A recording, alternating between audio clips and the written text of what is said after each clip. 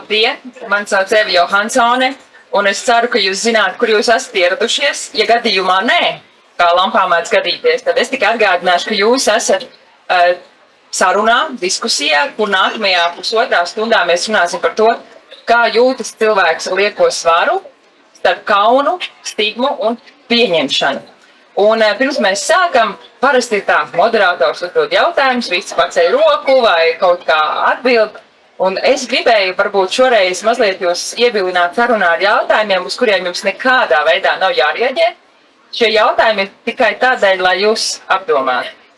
Es pajautāšu, un jūs apmēram 15, 20, 30 sekundes varat klusumā padomāt, un mēs arī varam padomāt klātsošiem.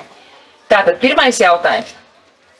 Vai jūs atceraties kādu reizi savā dzīvē, kad jutāties vērtēts vai novērtēts sava izskata dēļ?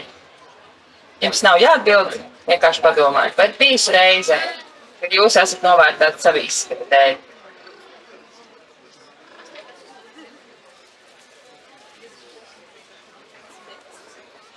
Nākamais jautājums. Vai cilvēks ar lieko svaru sabiedrībā drīkst vienkārši eksistēt, vai viņam vienmēr jābūt ceļā uz pārmaiņām? Jūs varat apdomāt arī šo jautājumu, arī klātsošie, kas sēž ap galdu.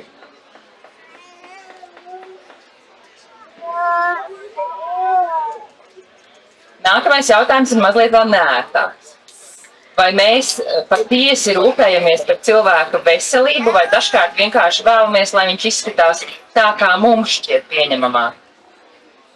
Padomāju, vai bijis kādreiz tāds gadījums ģimenē, tuvinieku, draugu lokā, ka jūs kaut ko gribētu viņā mainīt, bet nevis tāpēc, lai viņam būtu labāk, bet lai jums būtu patīkamāk.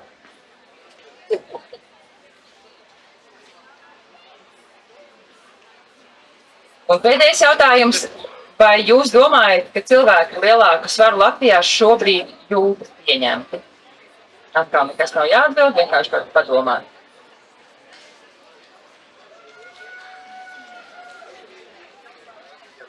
Šie jautājumi, protams, ir vienkārši, lai jūs mazliet ievilinātu sarunā un būtu tāds neliels ievads. Tie nav, lai kaut kādā mērā nosodītu vai vainotu, bet tiešām tie ir tādi varbūt pirmie ievadi jautājumi, padomāt, kādā vidē Latvijā mēs dzīvojam un par to attieksmi, kādu mēs jūtam pret cilvēkiem ikdienā. Bet runājot par lieko svaru, sabiedrībā bieži saduras šie divi viedokļi. Viena saka, ka mums vairāk ir jārunā par veselību, profilaksi, dzīvesveidu. To mēs redzam gan dažādās kampaņās, gan intervijās, publiski, arī sarunās pie virtuves galdiem. Bet citi savukārt atgādina arī tie, kas šodien būs klātsoši sarunā, ka veids, kā mēs par to runājam, bieži rada kauna, izolācijas un vēl lielāku ciešanu sajūtu.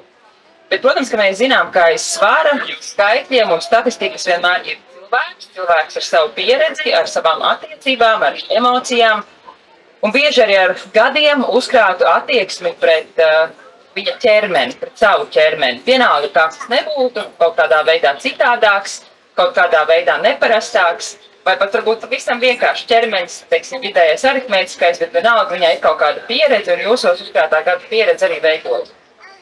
Un šodien mēs mēģināsim saprast, kur beidzas šīs rūpes par ķermeni un sākas kaunināšana, vai pieņemšana nozīmē atteikšanos no pārmaiņām, un kā izskatītos veselīga saruna par ķermeni. Un tādēļ es vēlos uz šiem jautājumiem rast atbildes kopā ar brīnišķīgu ekspertu paneli, un es arī brīdinu, ka es neesmu eksperts, tā kā, ja mani kāds palabot, es arī normāli, es tikai mācos runāties arī par ķermeni. Un pirmā ir Ieva Miltiņa, viņa ir rasnuma aktīviste un projektu vadītāja, un pēdējo pusgadu pavadījusi Fīniksā, 7 mēnešus pavadījis Fīniksā, vecākajā Amerikas vesno cilvēku organizācijā Praksē, kur viņai droši vien mēs varam arī uzdot neformālajā daļā jautājums par ASV pieredzi. Agija Tome, kas ir ārsta psihoterapeita, Latvijas Universitātes medicīnas un dzīvības zinātņu fakultātes docētāja. Labdien! Labdien, sveicināti! Mārtiņš Hartmanis, kurš ir uzņēmējs, un viņš teica, ka kaut ko interesantu viņu var pateikt, tad viņš ir svēris 170 kg, tad viņš notievēja uz 110, tad atpakaļ uz 160, un tad tagad esot 150. Tāda interesanta vizītkarte, Par Mārtiņu, bet saka, kāds uzņēmējs tu esi? Man ir mazs veikals Rīgas centrā, klusajā, varbūt zināt, Būņas. Tā kā es esmu tas, kurš tur ar visu nodarbojas aizkadrā un arī pie kāsas. Tātad tas mazais, slavenais klusā centra veikals. Paldies! Un Laila Siliņa. Viņa ir certificēta uzturu speciāliste, ārste un uzturzinātniece. Sveiki! Labdien! Mani sauc Eva Johansone, es esmu žurnāliste un savā ziņā ieinteresēta šajā tematā, jo ir mani klases biedrē, un mēs satikāmies pavasarī. Mums sanāca garas sarunas par šo tematu, un es biju ar ārkārtīgu lepnumu prieku būt daļa no šīs sarunas, kad man uzrunāja. Tādēļ es gribētu arī jūs iesaistīt, bet mēs sāksim ar tiem saviem tematiem, un tad jūs arī varat droši uzdot jautājumus, komentārus. Jo mēs jau zinām lampas noteikumus, mēs esam drošā vidē, drošā telpā, nepareizu, smieklīgi, muļķīgi jautājumu nav. Jautājums vajag var uzdot, un varbūt šī teritorija ir tā vieta, ka jūs kādreiz esat kautējušies kaut ko pavaicāt, vai neesat droši pats par sevi vai par savu ķermeni, tad mēs gribētu, lai šodien šī telpa kļūst par vietu, kur jūs to varat darīt, neviens jūs nenosodīs, un kā es minēju, muļķīgi jautājumi nav, tie ir jautājumi, kas tikai uzsāk diskusiju, un mēs arī ceram, ka šī saruna būs sākums varbūt tālākai diskusijai, iespējams arī medijos, iespējams jūsu virtuvēs, iespējams nākamajās lampās. Tātad, es gribētu uzdot vispirms jautājumu Ievai par to, ja cilvēks ar lielāku svaru šobrīd sēž auditorijā, ko tu gribētu, lai viņš zina, un ko sabiedrība bieži nesaprot? Jā, vispirms es vēlos teikt pirms visām sarunām tādu disclaimeri, ja. Es savā darbā un ikdienā izmantoju vārdu resns. Es viņu izmantoju neitrālā veidā, bez mērķa kādu aizvainot vai kaunināt. Un šodien es arī to vārdu izmantošu šajā sarunā. Es pieļauju, ka daudziem tas var likties tā skarbs un sāpīgs tas vārds, bet ņemiet vērā to, ka es izmantoju to neitrāli. Vai ar tā tos līdz pirmā jautājumu? Mēs to jautājumu uzdot vēlreiz tātad. Bieži mēs mēdzam cilvēkus ar lielāku svaru stāvot par mollīgiem, ducīgiem, visi šie vārdi. Kurš vārds tev šķiet tas, kurš visnepatīkamākais, vai kuru vislabāk neizmantot, vai apaļīgs? Mēs vienmēr mēģinām politizēt šo vārdu. Man arī bija ļoti pārsteidzoši, ka tu man stāstīji par to, ka gan Amerikā, gan Latvijā tagad mēģina to vārdu, to stigmu noņemt. Bet tavuprāt, kas ir tas vārds, ko noteikti nevajadzētu izmantot? Es vienkārši saku cilvēkiem, lai izmanto vārdu resns, bet tas, kā to nevajadzētu izmantot, ir jebkurš no tiem vārdiem. Nevajadzētu viņu izmantot situācijās, kad tu vērtē kaut kādu ķermeni augstāk vai zemāk. Ja tur resns kā viens vai otrs dzīvnieks. Vienalga, ja kādā formātā, kad tur ir skaidrs, ka tas, ka tu to vārdu izmanto negatīvā nozīmē. Es ļoti saprotu, ka līdz vārda resns izmantošanai tādai pilnīgi brīvai Latvijas sabiedrībā vēl kāds brītiņš paies, ja? Tas ir ok izmantot arī pārējos vārdus, galvenais, ka tas tiek darīts cieņpilni. Resnums nav slikts, un tu jautāji, kas ir tā lieta, ko sabiedrībā bieži nesaprot. Balsoties arī uz starptautiskiem pētījumiem un daudzām lietām, resnums pats par sevi nav nekas slikts. Tas ir vienkārši ķermeņa izmērs, ķermeņa stāvoklis, un resni cilvēki ir pastāvējuši vienmēr. Attiecīgi, tas, ko sabiedrībā resno piedēvē, ir dažādas negatīvas konotācijas, un tā ir tā problēma. Ja? Tas ir tas lielais aizspriedums, ka resns ir slings, nevīžīgs, nevesels, un visi iespējamās lietas, ko jūs šobrīd varat iedomāties sev prātā, tad, kad jūs dzirdat vārdu resns. Tas mans jautājums bija tāds, ja ir auditorijā cilvēks vai kāds, kurš pēc tam klausīsies šo ierakstu, ko tu gribētu pateikt, lai viņš zina? Ko sabiedrība bieži nesaprot? Jā, es gribu pateikt tieši to, ka resnums ir ok. Tas ir ceļš sevis pieņemšanā. Ir daudz pētījumu, ir daudz iespēju, kā sevi šo pieņemt, un arī citos cilvēkos. Un es teikšu godīgi, dzīve paliek tikai vieglāk. Tad, kad tu pieņem, ja? Tad, kad tu pieņem, jā. Piemēram, tāds ļoti mazs praktisks piemērs, bet, kā es biju resna visu mūžu, kaut kādu 3 gadu vecumu. Un vienmēr mani ir apsaukājuši.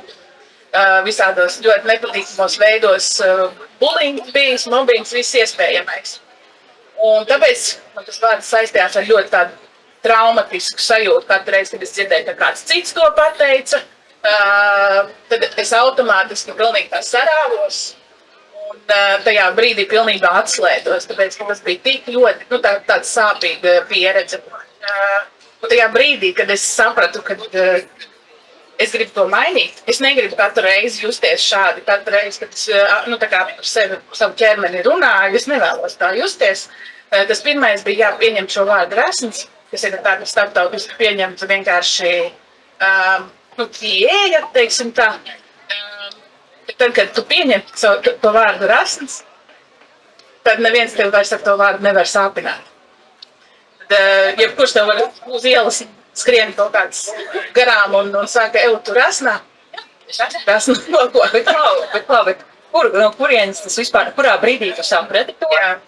Jo es to no tevis iemācījos. Pateikt, resns ir ok, protams, to ļoti uzmanīgi daru un saprotu, ka viņš to izprot. Vai tas nāca ar kaut kādiem starptautiskiem projektiem, ar ārzemju pieredzi, ko pieminēju, vai tas bija kaut kas, ko tu izlasīji, vai tas bija kaut kas, ko tu vienkārši saprati?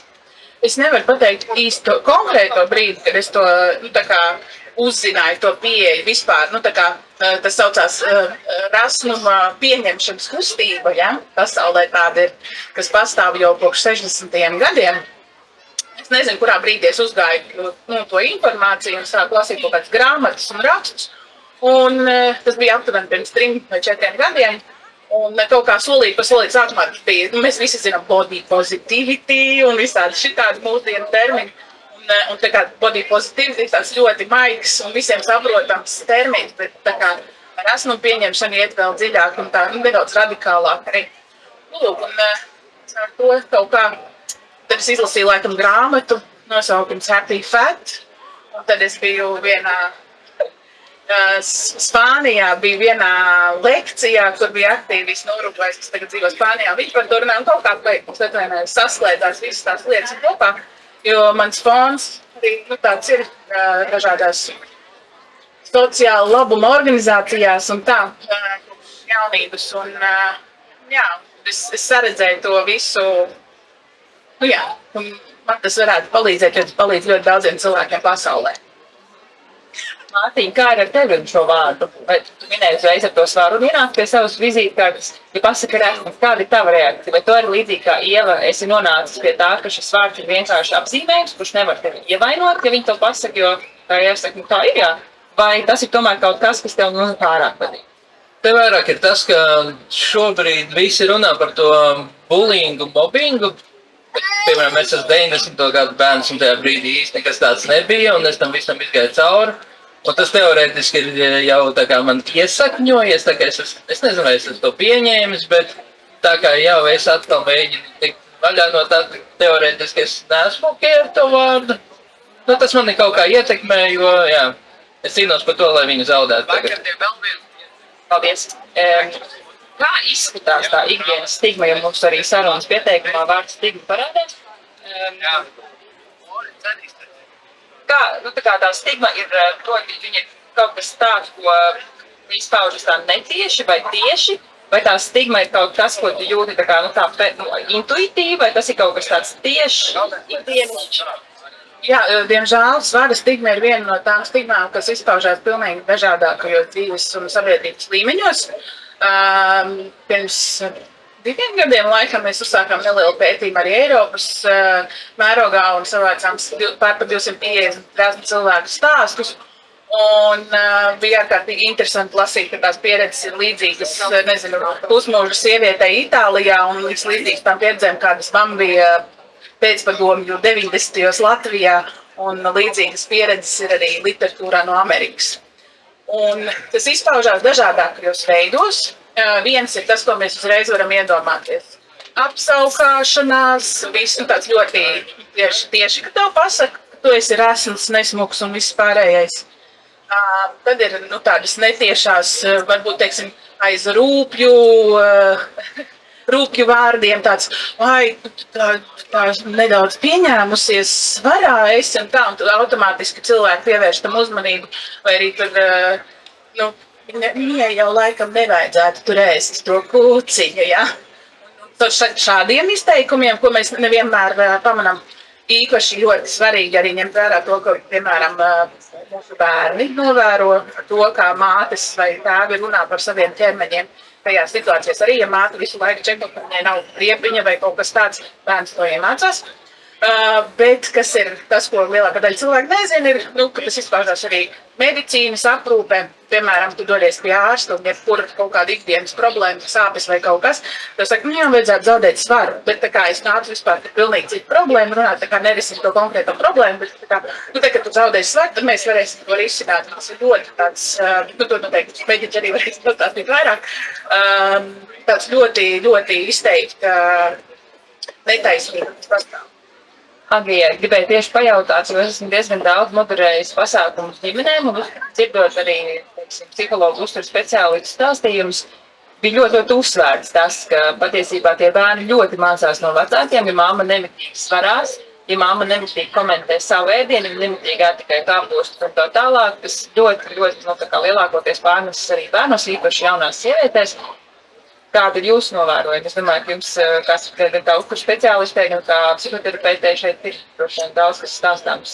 Man tieši interesē Latvijas tā pieredze. Tā pieredze ir tieši tāda, kā Ieva saka. Nav nozīmes vai tam bērnam, kurš to paņēmis, integrēs jau savā personībā šobrīd 20 gadu, un tā ir jauna sieviete, kā Ieva teica, vai tā sieviete jau 14 un 50 gadu. Tas joprojām ir garumā nāk līdzi. Jā, manas svēršanās, manas mūžīgās diētas, jebkura no ģimenes locekļu komentāri par bērnu pusauģu izskatu, par to, ko viņš ēd, kāpēc tik daudz, kāpēc tik maz. Tur ir tik daudz lietu, ka vispār, manuprāt, nebūtu jābūt nevienā. Viens no paziņām ieraugot šo sarunu, es viņu tā kā pareklamēju, teicu, nāc piedalies, paklausies, viņš teica, necēs, man ir super aktuāli, es gan netieku, bet visu dzīvi esmu šausmīgi tievs. Man ir valkājuši pa ārstiem, joprojām komentēja, vai kādā filmēšanas sainā holokausta izdzīvotāji viņi gatavi mani ņemt. Un viņš teica, patiesībā tas jau nav stāsts par cilvēkiem, kuri, kā jau saka, ir ārsti, tas ir stāsts par cilvēku, kurš arī ļoti tievs, un viņa vienkārši svars nepanāk īpaši vīriešiem, jo vīriešiem tur vajag būt plecīgiem un stipriem, muskuļotiem un ar svaru, kur spēj nesāt meitenes apkārt visu tie filmu. Kā ir, teiksim, ar vīriešiem šajā jomā? Es nedomāju tikai ar asniem, bet vispār, vai jūs saskaraties ar to savās praksēs? Mazāk. Noteikti mazāk nekā ar sievietēm. Un jā, dažādi. Ļoti dažādi. Pats Anta Barbarā bija pieredze runājot ar uztura psiholoģiju. Viņa, teiksim, universitātē teica, ka mēram 30% studentu ir vīrieši, kam ir ēšanas traucējums. Man bija tāds, teiksim, godīgi jāatklājums, jo lielākoties mēs runājam par to, cik ļoti daudz tas ir TikToks un kā tā ārēja apstākļi ietekmē jaunas sievietes. Un es viņai tā vairāk kārt pārjautāju, tiešām, ka ēšanas traucējums ir jā, ēšanas traucējumiem ir jauni vīrieši, bet tas bija Amerikā. Jā, man patiesībā nāk prātā par vīriešu pieredzēm tas, ka, teiksim, kādreiz tas saistās ar vienotības sajūtu. Vienkārši man nāk prātā, teiksim, tie ir gan pacientu stāsti, gan arī kaut kur apkārt sabiedrībā dzirdēti, kur, teiksim, tā iekšējā sajūta ir, ka vīrietis vairs nav atkarīgs no dzimuma, bet, teiksim, šeit, ja mēs runājam vairāk par vīriešiem, tad vīrietim sajūta, ka, lai varētu veidot pilnvērtības attiecības, ir jāatbilst kaut kādiem ārējiem kritērijiem.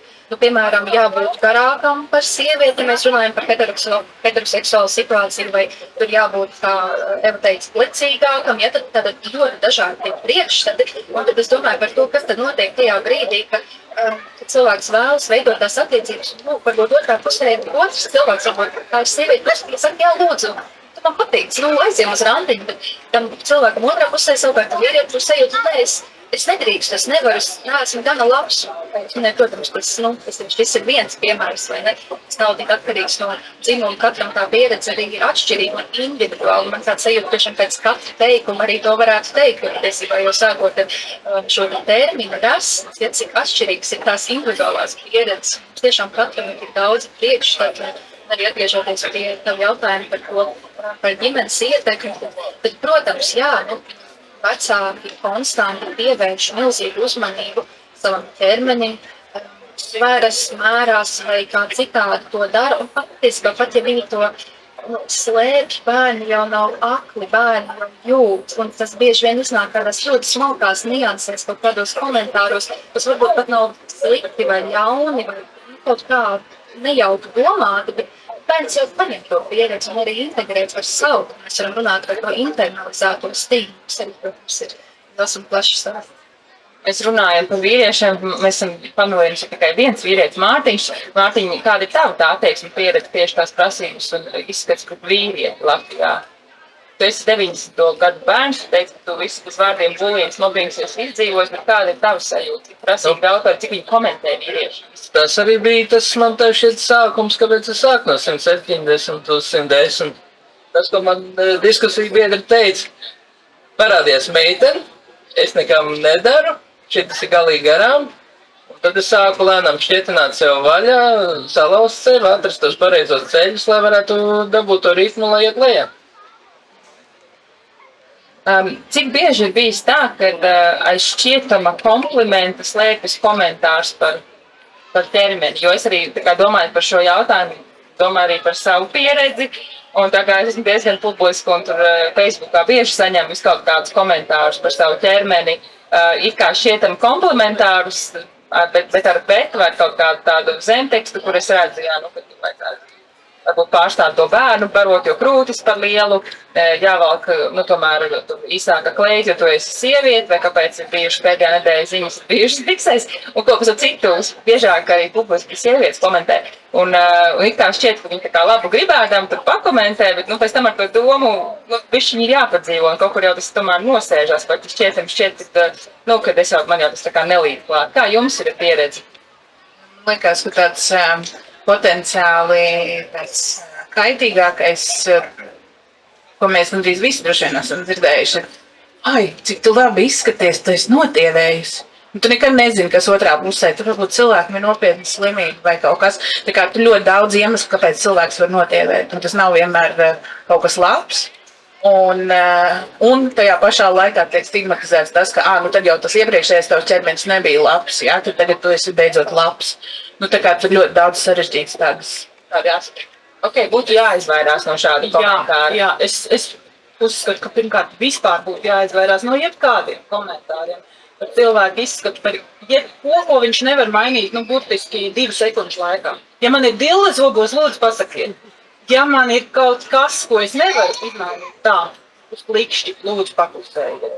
Jo neviens ar saviem visiem tiem priekšstatiem, ko tu minēji, kuri visdrīzāk ir galīgi greizi un nezinu, no kurienes viņi mums tur ir iesakņojušies un nogulsnējušies, mēs nezinām neko par cilvēka fonu, par iemesliem.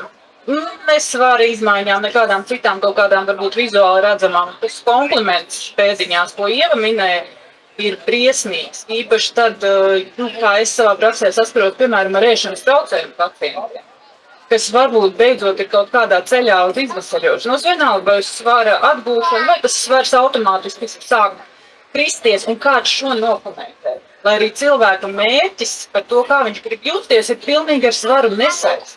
Tas ir vienkārši blakus efekts. Bet kāds un diezgan masīvi, gan ģimene, gan draugi sāk pievērst šim uzmanību. Tas ir tāds reizēm to visu procesu graujošs faktors.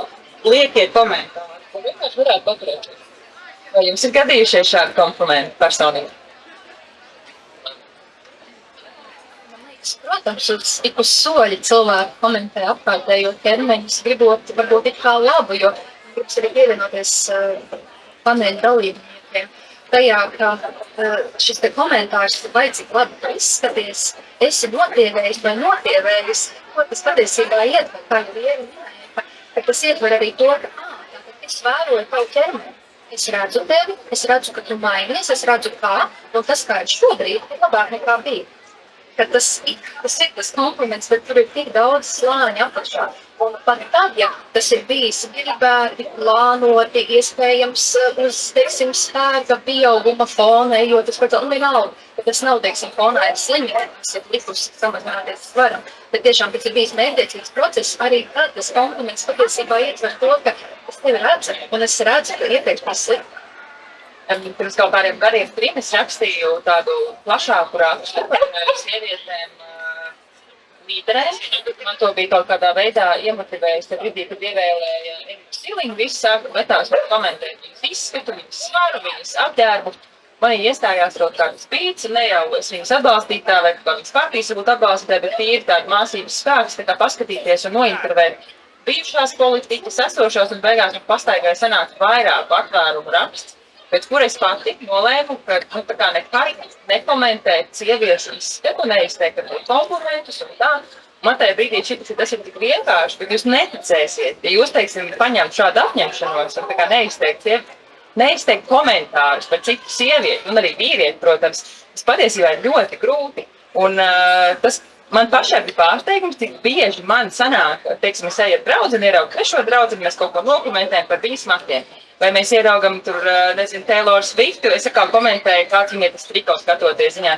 Es pieķēru sev pie domas, cik tas ir ļoti, ļoti biezā slānī, lai gan es pati biju to lielo pētniecisko rakstu rakstījusi, un pamēģiniet paši kādreiz tagad padomāt, pasakot līdzi, cik bieži jūs izsakat komentārus. Ir kā, tas nav par sliktiem komentāriem, par svaru vai par kaut kādu gaumi, bet vispār, jo es esmu arī ļoti sensitīvi kļuvusi, ka, piemēram, mani bērni kaut ko par cilvēku izskatu komentē, un es mēģinu teikt, zini kā, cilvēki, tā kā vispār nevajag neko par to cilvēku ķermeni vai kaut ko komentēt. Ja jūs pamanat, jā, mēs kopā to pētam, mēs augam, tā ir planēta, mēs tā kā mācāmies dzīvot, bet vienkārši man pašai tas bija tāds milzu atklājums, cik mēs bieži neapzināti to darām.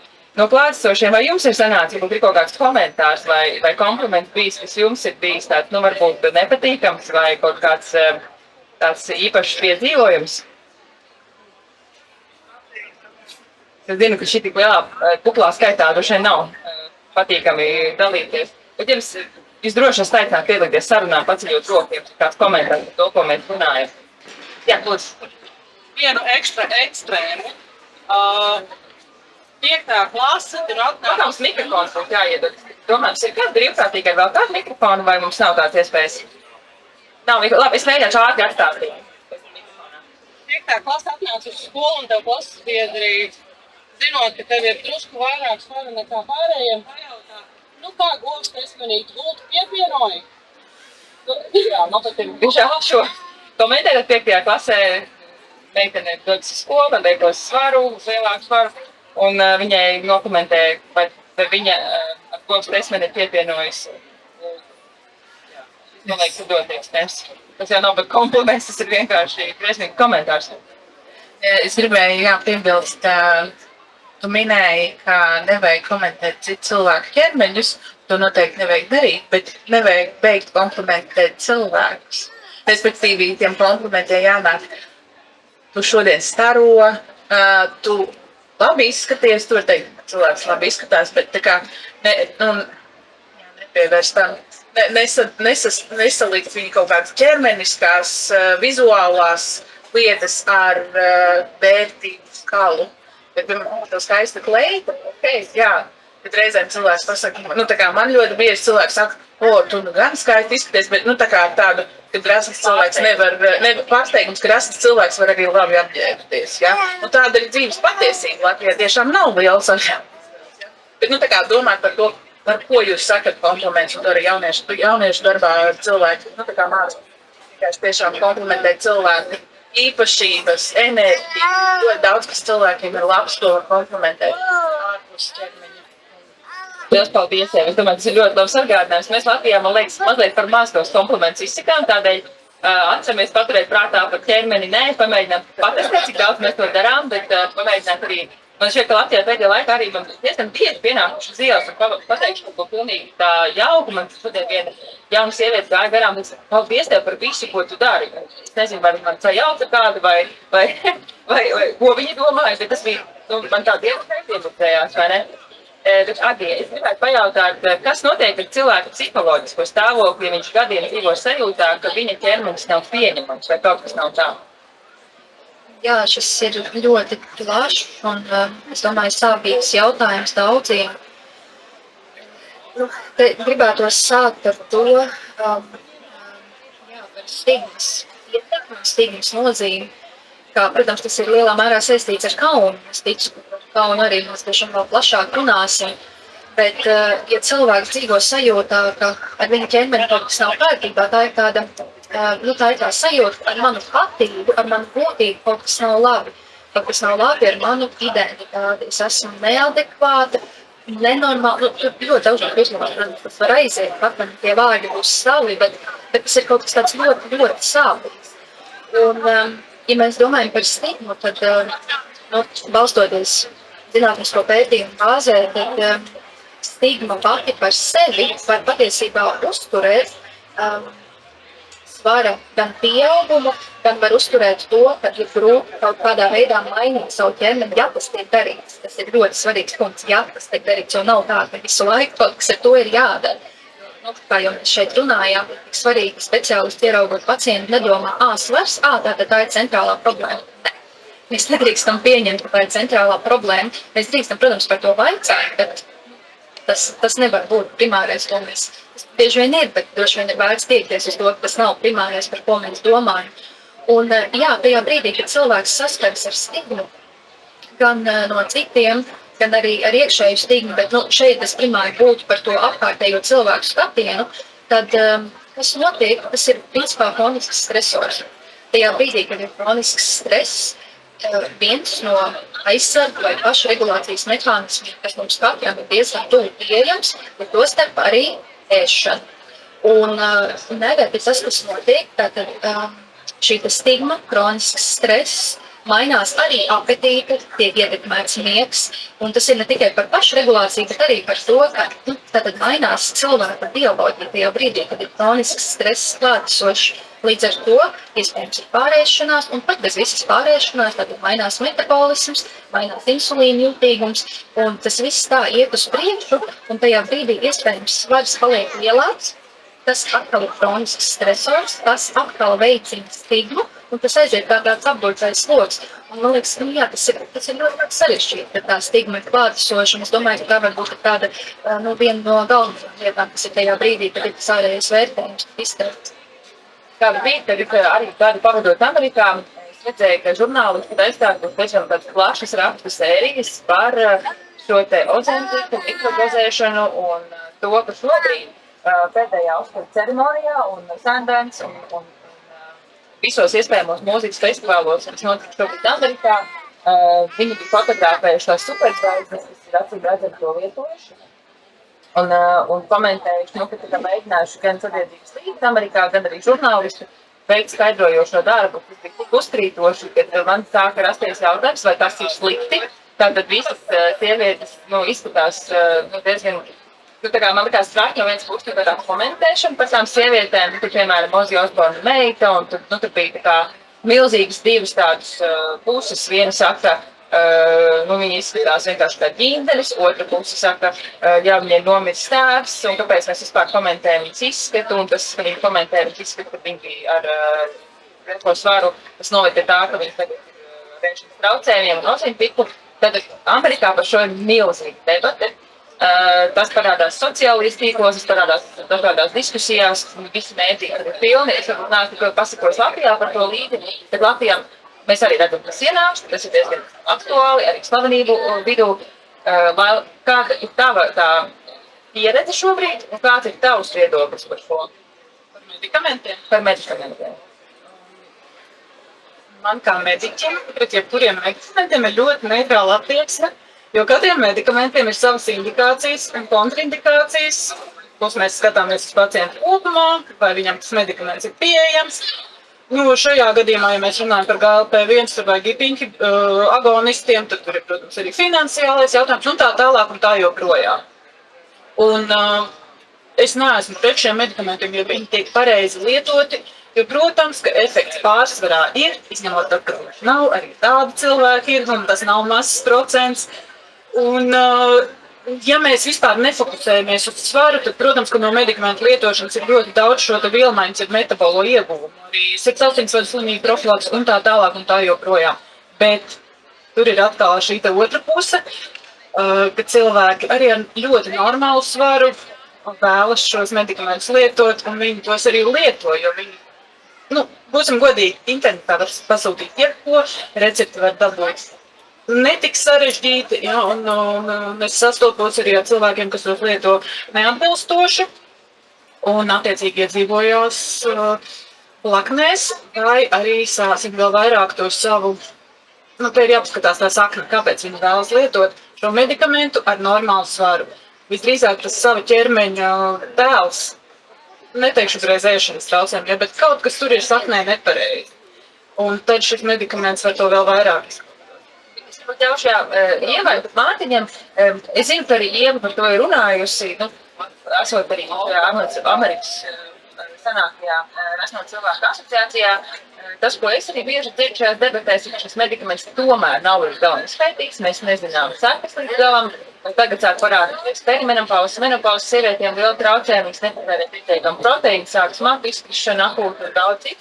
Es negribu iet detaļās, bet es zinu, ka Ievai arī par to ir kāds sakāms, vai ne? Jā, es arī negribu tur medicīniskajā pusē ļoti dziļi iet, jo es neesmu mediķis, bet vienkārši vērts zināt to, ka šis medikaments ir izpētīts, viņš ir brīnišķīgs diabēta ārstēšanai un kā Laila teica, ļoti daudz labas lietas, kā to medikamentu izmantot, bet lielās dozās, kas ir speciāli svara zaudēšanai, viņš nav pilnvērtīgi izpētīts.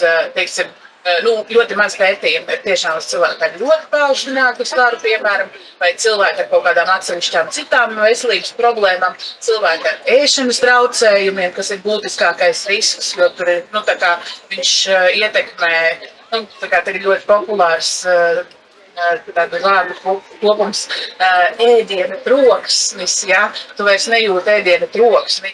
Principā es tieši biju konferencē par šo tēmu, kā runāt par šīm lietām tīri, tādas esmu pieņemšanas kontekstā, un ēdienu troksnis ir izsaukums, un tā ir dabiski cilvēka ķermeņa vajadzība. Pirmkārt, otrkārt, ne tikai izsaukums tiek ierobežots, bet arvien vairāk pētījumi norāda uz to, ka šie medikamenti ierobežo vispār kādu vēlmi, darīt lietas, dzīvot, baudīt dzīvi, ka viņas noņem arī to ne tikai ēdienu troksni, bet arī vispār ir kādu citu, tu paliec tāds ļoti vienkāršs. Tā, tas būtu tas mārķis. Es vēl vienu mācu piebildīt. Un atkal, tas, ko Ieva saka, no vienas puses, tur ir labais moments. Ir labais moments, jo šobrīd, piemēram, šos medikamentus apskata alkoholismu ārstēšanai, noņem dažādas. Bet, ja pamatā ir, piemēram, cilvēks ar ēšanas traucējumiem, kurš ir sevi ierobežojis un, es teikšu, vienkārši badinājis gadiem ilgi, tad tas ēdienu troksnis ir vienkārši ķermeņa brēciens, kas beidzot vajadzētu atsākt normāli ēst, nevis noņemt šo vienīgo, principā palikušo signālu. Tā kā ļoti uzmanīgi. Es atkal skatos uz šito, gribēju padalīties ar citu dimensiju. Viss aizsākās ar to, ka mēs bijām ar treneru zālē, pienāca viņam viens kolēģis, cits treneris. Viņš apmēram pasaka, ko tur čakarēties, vienu špric un te jau viss būs, viss aizies, vai ne? Un ar laikiem ejot, es arī saskāros, ka es, pārsvarā to visu svaru dzīšanu, es pats pētīju, pats skatījos, pats uz sevi testēju, kas man kā strādā. Tad es pirmo reizi sapratu, kas ir insulīna rezistents, kas man pilnībā visu izmainīja to no A, B līdz Z. Un tad bija tā, ka man bija, es teikšu, diezgan dūlas savas metodas, kā es dzinu svaru. Un bija ik pa laikam, kad tas progress nebija tik ātrs, tur atnāk viens cilvēks pasaka, varbūt tu gribi Ozempiku, vai ne? Es tur dzirdēju pa Ozempiku, varbūt tu gribi to. Un man tagad ir tāda cita dimensija, cita psiholoģija uz to, ka es pats no sevis saku nē, tikai tāpēc, ka tad cilvēki uz to skatīsies, ka es cīnījos ar to svaru nevis pats, ja, bet ka tas notika tikai tāpēc, ka es izmantoju zāles, ka tas nebija mana apņemšanās vai mans sasniegums, ja, bet tas bija vienkārši tāpēc, ka es izmantoju kaut kādu ļoti iedarbīgu papildus instrumentu. Jo tas ir svarīgi personīgi. Diezgan, jā. Jā. Par šo es gribu piebilst, tas ir atkal vēl viens, nav vienas pareizās pieejas, bet tad atkal tas ir vēl viens aizspriedums attiecībā uz resniem cilvēkiem. Tu tur slinko ceļu paņēmi, ja? Tu esi ties, bet tu paņēmi to slinko ceļu iešpricēji sev. Beidzot esi ties, bet tāpat neesi labs, jo tu esi izdarījis kaut ko nepareizi, ja? Un vienmēr, atradīsies kaut kādu, tā. Bet jā, tas ir To var redzēt tādā, piemēram, Latvijas sabiedrībā redzamo cilvēku slānī, kuri publiski apsver to noliet privātās sarunās, viņi saka, un viņi lieto, kas norāda to, apskatīt to, ko Ieva saka, ka viņa nekad to neatzīs publiski, jo viņus nosoda. Jā, tad tas ir vēl viens kaut kāds kauna moments. It kā tas būtu vienkārši. Tas nav vienkārši. Kā Agija jau teica, mums organismā ļoti daudz, viss notiek pēc atgriezniskās saites. Pēc tam tur rodas šie abortie loki, kur katrs faktors pēc būtības pastiprina vienu otru. Ja mēs šo medikamentu lietojam kā pienākās, plus mēs tiešām koriģējam uzturu, mēs pievēršamies attiecīgai fiziskai slodzei, domājam par muskuļu masu, spēka treniņiem un tā tālāk un tā joprojām. Tas galīgi nav vienkāršais ceļš. Vienkāršais ceļš ir dabūt recepti no ģimenes ārsta, špricēt un neko nedarīt. Es gribēju arī padalīties ar vienu no tādiem abortajiem lokiem, ko es atklāju, runājot par insulīnu rezistencēm un tādām lietām. Kā es cīnījos ar cukuru, tas bija šausmīgi, jo pirmajā reizē, es tagad uzzināju, ka man ir tā insulīna rezistence, tad es izpētīju, kas tas ir, un tas diezgan drastisku plāstījumu sāku, Un ticiet vai nē, es to saucu par cukuru lūpu, tādā ziņā, tādu cukuru riņķi, kas saka, tu jūties sūdīgi, tu apēd cukuru, tu jūties labi, bet no tā lielā insulīna spaika tu atkal jūties sūdīgi. Rezultātā, ko tu dari? Tu ēd vēl cukuru. Un tā tas aug, tā rezistence arī aug, un palika arvien trakāk. Un rezultātā, kā kolēģi man saka, tur ir zem tā resnuma slēpjas ļoti daudz faktoru. Lielā mērā svaru jautājums ir saistīts ar emocijām, stresu, drošības sajūtu un dzīves pieredzi. Tā jūsu praksē. Arī ļoti plašs jautājums. Paldies. Droši vien, ka par šo gribētos un varētu tik daudz runāt. Gribētos sākt ar kaunu, kas, protams, lielā mērā ir saistīts arī ar stigmatizāciju, to, kā mēs reaģējam uz apkārtējo skatienu. Un te ir interesanti, ka reizēm kauns ir diezgan līdzīga emocija.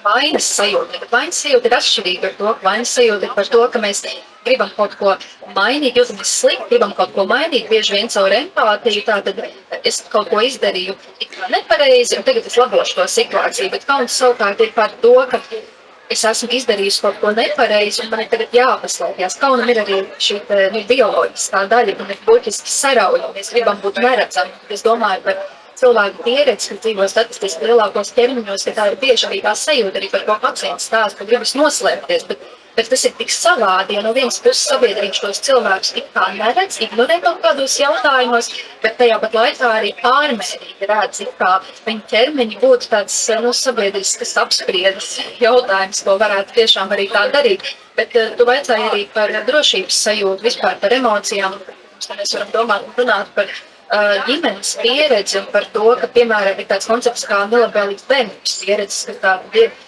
tur ir vēl atsevišķi dalījums, bet, principā tādi grūti traumatiski notikumi, kas ir notikuši no nulles, tātad no būtiski piedzimšanas līdz 18 gadu vecumam, un pētījumi parāda, ka 2/3 sabiedrības ir vismaz viena nelabvēlīga bērnības pieredze, tā var būt, piemēram, vecāku šķiršanās, kas ir bijusi bērnam sāpīgi, vai tādu piebīdi, jo tas ir ļoti dažādi, vai, piemēram, dzīve kardarbības zonā, vai, piemēram, piedzīvot vardarbība, tostarp arī bulings, apspiešana. Un tātad to pieredžu cilvēkiem ir diezgan daudz, un tas savukārt saistās ar paaugstinātiem riskiem, ka cilvēkam būs grūtāk nosaukt un just savas emocijas, būs grūtāk raudzīties uz savu ķermeni pieņemošā veidā. Ja ir krietni vairāk, manuprāt, es pareizi atceros, ir 4 nelabvēlīgas bērnības pieredzes, tad uzreiz paaugstinās risks, ka cilvēkiem būs burtiski lielāka viscerālo tautālu masa. Tā kā tur ir ļoti daudz faktoru, ko tas ietekmē, un tā realitāte, kā es minēju, 2/3 sabiedrības ir tātad nelabvēlīgas bērnības pieredze, tas ir, kas man mums saka zinātne, tā realitāte ir tāda, ka tas ir ļoti daudz, mēs visi ar to saskaramies, un tad, ja vēl tam mēs klāt liekam stigmatizāciju no citiem, apsmiešanu kaut kur skolā, sabiedrības redzējumu, tas varbūt nav ar tādu maigumu un rūpēm, bet bet ar tādu apspriedas elementu, vai ir taču jādara citādāk, mēs zinām labāk. Es jums abām gribu pajautāt, kā, teiksim, praksē atnāk cilvēks ar ēšanas traucējumiem, protams, varbūt dažādas amplitūdas drīzāk, viegli vai grūti izārstēt, cik laika tas prasa, vai vispār par to izārstēt. Un vienkārši pašai tas jautājums šobrīd radās. Es domāju, tas ir tāds sarežģīts, tā praksa, kā tas izskatās praksē. Tas ir sarežģīts. Nu, gadījumi, protams, ir dažādi. Bet pats sarežģītākais droši vien tad, kad atnāk šis cilvēks un sēž man pretī, ir saprast visus tos miljonus, daudzos priekšstats, ko viņš jau ir pieņēmis. Gan par sevi, par savu ķermeni, par uzturu, visus aizspriedumus, mītus. Un kaut kā ļaut viņam šo visu vienkārši nonūvēt. Tas ir pats sarežģītākais.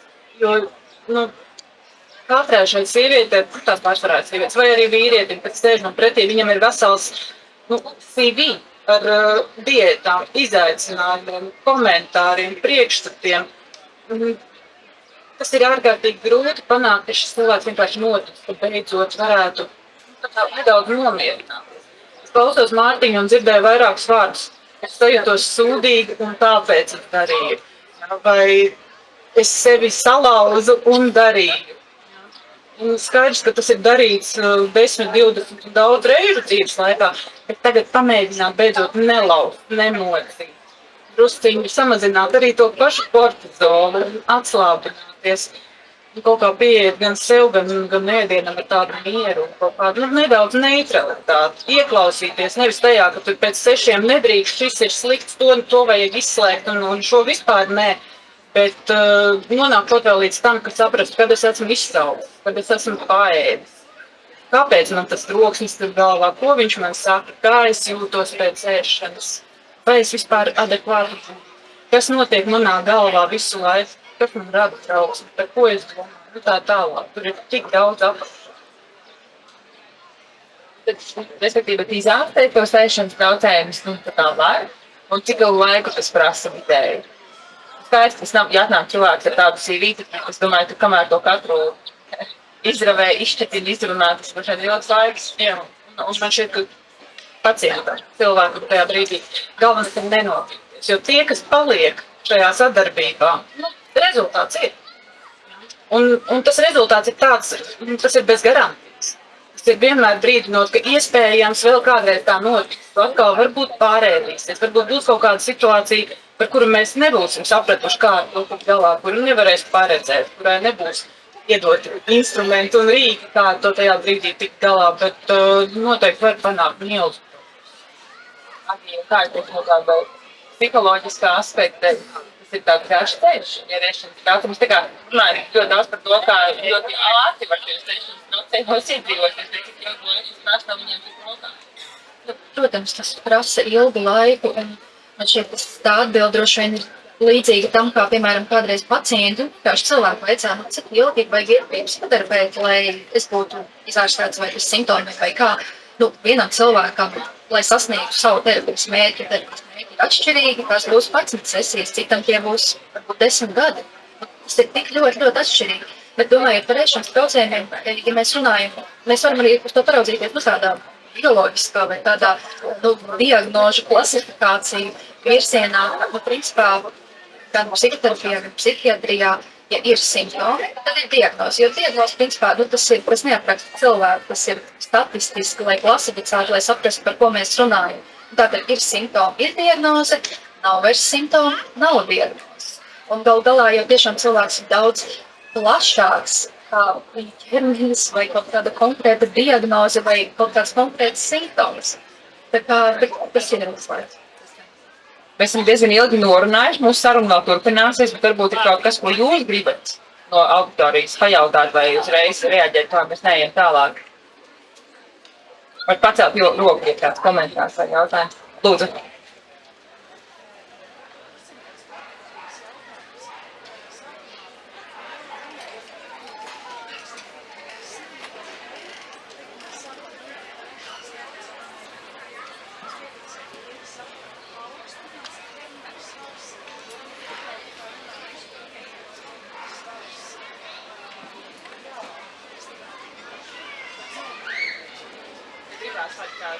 Jā.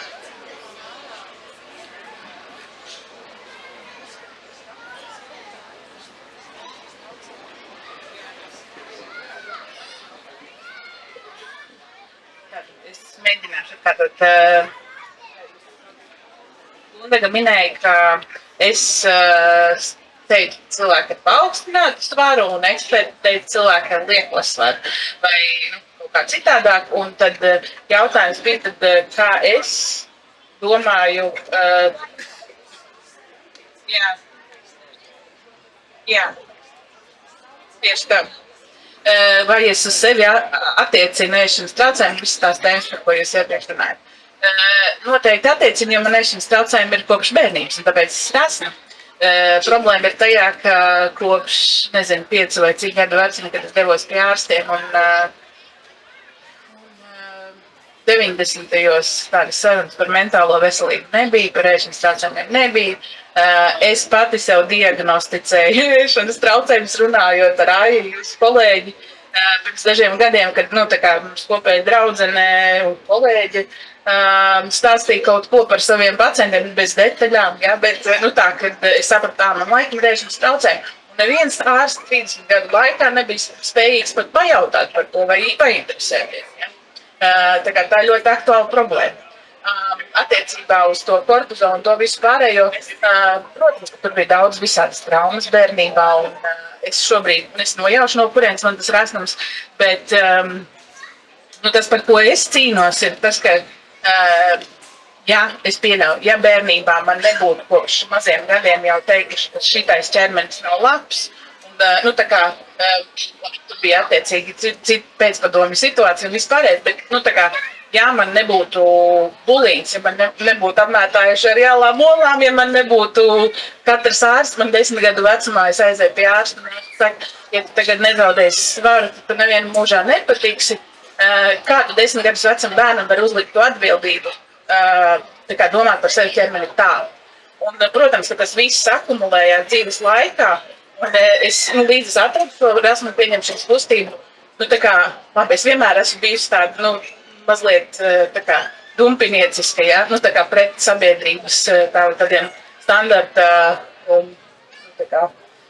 stereotipiem, ja? Bet tas iekšēji man visu laiku bija, un man tas bija sāpīgi, man tas aizņēma daudz laika, un es daudz ko dzīvē nevarēju piedzīvot, tāpēc es kaunējos par savu ķermeni vai vienalga. Ja tas viss nebūtu mans dzīves laikā noticis, ja ķermeņi būtu bijuši vienkārši ok, tas rasni, labi, tur ārstējumi vai vienalga, bet bez tādas negatīvās attieksmes es pieļauju, ka man tas būtu daudz vienkāršāk. Un varbūt tās, ka es arī nebūtu tik ilgi dzīvojot pēc ēšanas traucējumiem. Es nezinu, tāpēc man dzīve visu laiku bija saistīta ar astmatu. Kaut kā tā. Es uz šitām divām teorijām skatos vairāk tā, ka mums, rasniem cilvēkiem pašiem ir jānonāk pie tiem secinājumiem un jāatrod tas ceļš, jāatrod tas klikšķis, jo man arī prasīja 30 gadus un no kā es pēkšņi sāku kaut ko darīt, ja. Pirms tam man bija samierinājos ar to, kā ir un viss, ja. Un tā teica, katram ir jāsaprot, kura no tām miljonas mazajām detaļiņām ir tas, kas mums rada tos ēšanas traucējumus, ja. Un tā pieņemšana vairāk ir tas, ka ar tiem komentāriem un ar tiem visiem, to sabiedrības attieksmi, nemēģināt mūs dzīt, lai mums ļauj pašiem nonākt pie saviem secinājumiem, neliek mūs dzīt, jo tā dzīšana, tas papildus stress var novest mūs pie papildus ēšanas lietām. Mums arī šī saruna ir par to, kā sabiedrība reaģē. Un patiesībā jau no sarunas sākuma esmu gribējis pajautāt, kur ir tie brīži, kur jūs, tas jau nav tikai par svaru. Tas ir par jebko, kuram cilvēkam pigmentācija, ādas traucējumi, zudumi, kaut kādas īpašas vajadzības ķermenim vai kaut kāda īpašas, reakcijas vai savādāka balss. Kad jūs, vai es atceros brīži, jūs esat jutušies tā super droši un labi, un ko tas jūsos maina? Ja ir vide, kas jūs atbalsta, vai tā ģimene, draugi, klases biedri, vienalga studiju biedri, kāda organizācija, vai tas pamaina to, kā jūs jūtaties, un vai tas pamaina to, kā varbūt Mārtiņš teica, ka sāk, ka pašam ir kaut kāda stimula, ko gribas darīt, kā mēs sākumā runājam, tā kā vai teiksim, cilvēkam, teiksim, varos ir esam cilvēki, vienmēr jābūt kaut kādā pārmaiņā, viņš vienkārši var būt. Bet mans jautājums ir par to, jā, kas ir tā, vai ir bijis tā vide un cilvēki, kad jūs jūties labāk? Man ir baigi interesanti par šito te atbalstīšanu bijis, jo es esmu tāds, nu, kā saka, ekstraverts, bet savā ziņā es esmu tāds noslēgts, un tad, kad es sāku visu to spēnu zaudēšanas projektu, es mēģināju, nu, tā kā skorpions nodrošināt savu atkāpšanās ceļus, tad es tur noorganizēju, ok, man ir tur viens bračka, kurš man ir pieskatījis, ja man nāk smelnie, tāpēc, ka man ķermenis mēģina piespiest, vot tev jāēd cukuru, jo tu jūties sūdīgi, ja?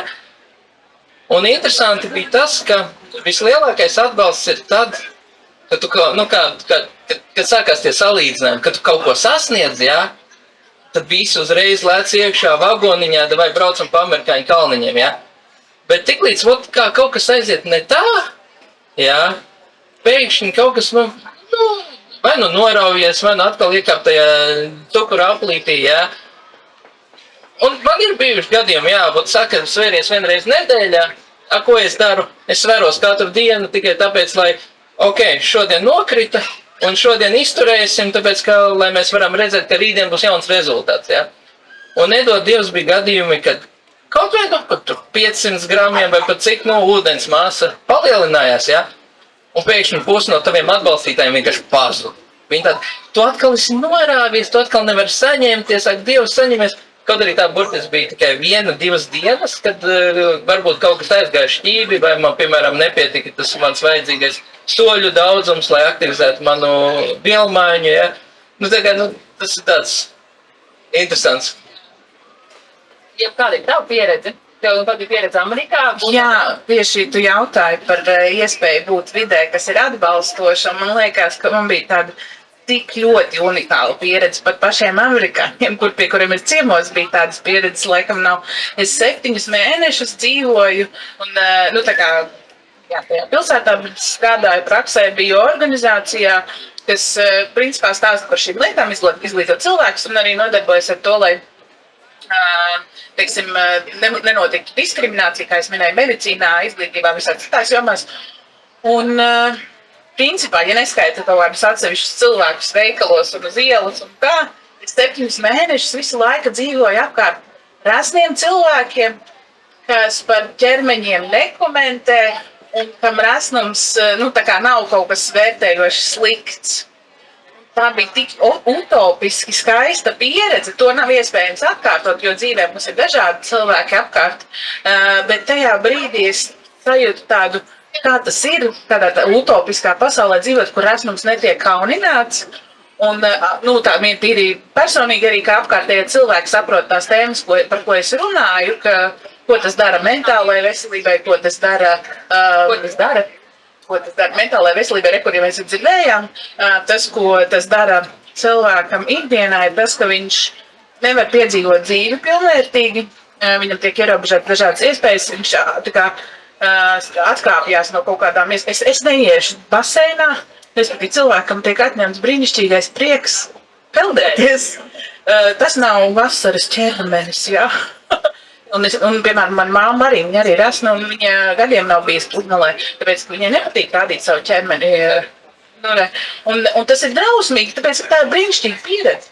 Un ir ļoti daudz pieredzes dzīvē, kuras cilvēki tieši tāpēc, ka viņiem ir resns ķermenis, un sabiedrība ir pateikusi, ka viņi tādā ķermenī to nedrīkst darīt, vai arī viņi ir piedzīvojuši kaut kādas negatīvas pieredzes, nu tur apsaukāšanu vienalga, komentārus, skatienus arī, ja, un visāds tā. Man arī bija aiziet baseinā, un tur sēž dāmas džakūzī, un es ienāku, un viņš tā paskatās.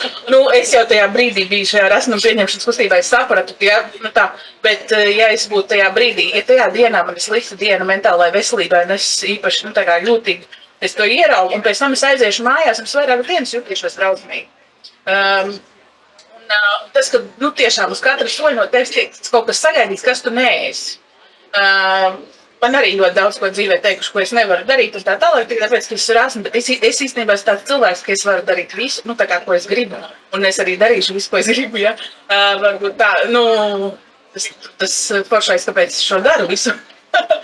Bet, jā, respektīvi, tev atņem daudz dzīvesprieku, daudz iespēju, kas ar laiku, ja, piemēram, pēc statistikas, pēc ārzemju pētījumiem, līdz ar to cilvēki, piemēram, ir zemāks atalgojums, zemāka izglītība, viss kaut kas cits, tāpēc, ka tu vienkārši neiesaisties lietās, un tev nav, tā kā, tā ir tāda viena. Es tikai nokomentēšu, ka jau kopš, man liekas, pazīst ir kaut kādās 4-5 organizācijās, visos Erasmusos, IBS-os un ir darījusi, piedalījusies, bijusi aktīva nevalstiskajā dzīvē, un, man liekas, diezgan daudz skaisti piedzīvojusi un daudz draugu visā pasaulē, tā kā tāds brīnišķīgs piemērs, varbūt, es domāju, ka tev atsevišķi kaut kāds stand-ups jāuztaisa jaunām... Stand-ups, grāmata, filma, viss. Jā.